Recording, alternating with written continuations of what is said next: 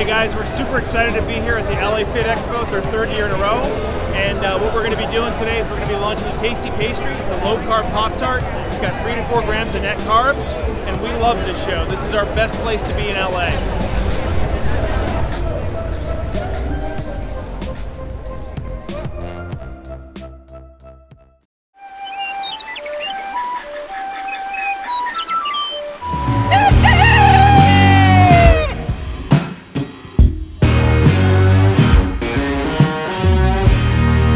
Welcome back to Legendary Foods Muscle in the Morning. I'm Dave Palumbo and today is Tuesday, September 22nd, 2020. And let's find out what's going on in the world of bodybuilding and fitness. 9 times out of 10, when you elevate your surroundings and the people you surround yourself with, you almost instantaneously elevate yourself to be a byproduct of your situation. So now that Kamal, Elgargni, and Flex Lewis are teaming up for the rest of the Olympia prep, how much better do you think these two will make each other as a result? If you think back throughout the entire history of the Mr. Olympia, this might be the first time ever that we have 2 active competitors with titles on their resumes joining forces to prepare for a contest. Add that to the fact that these two are still both in their prime and both looking to carve out a new spot in the history books of their divisions. And you get one of the most uniquely fascinating storylines of this entire season. We're calling it the King's Connection, and it could easily be the precursor to something special for both of them. We've talked a lot on this show about goals and goal setting and how important it is for these two pieces to establish an intrinsic motivation in long-term success. And with that in mind, I want to throw out a philosophical question. What do we think the goal is right now for Shawn Rhoden?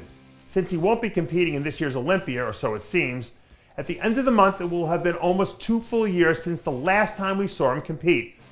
One other thing to consider here is his age. He's 45 right now, which means not only has he lost 2 years of his prime, odds are that he's also probably approaching the tail end of his prime too. And that's not to say when or if he comes back that he still won't be the old Flexatron. It's just that history tells us at some point there has to be a drop-off. I don't have a crystal ball. I don't know what happens from here, but I do think it's worth asking the question. For the most part, when we talk about progressive overload in bodybuilding, the conversation is always centered around training.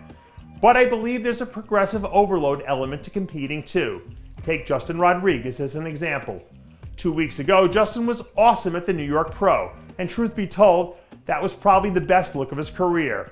And the second place finish doesn't come anywhere close to telling the whole story of how far he's come in these last few years. That's progressive overload at work. It's also about slowly adding and making improvements over time. Now, if we play this forward to the Chicago Pro 4 weeks from now, progressive overload tells us that Justin should come in even better, which makes him one of the pre-show favorites.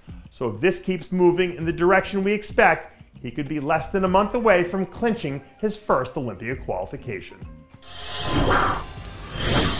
Last week, the Denver Nuggets made history after they beat the brakes off of the Los Angeles Clippers in Game 7 of the conference semifinals to become the first team ever to come back from a 3-1 deficit 2 times in the same playoffs.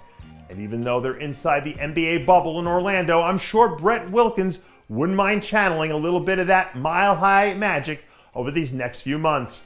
According to Brett, he's somewhere in the neighborhood of 260 pounds right now, with plans to add a few more pounds of quality stage weight heading into next season. If you compare photos from last year to this year, you can see the kind of work ethic that this guy has. So as long as he doesn't let up now, I think 2021 has the potential to be a big year for him. And that does it for yet another edition of Muscle in the Morning. I'm Dave Palumbo, reminding you to always be true to your passions. And make sure to follow us on Facebook, Twitter, and Instagram.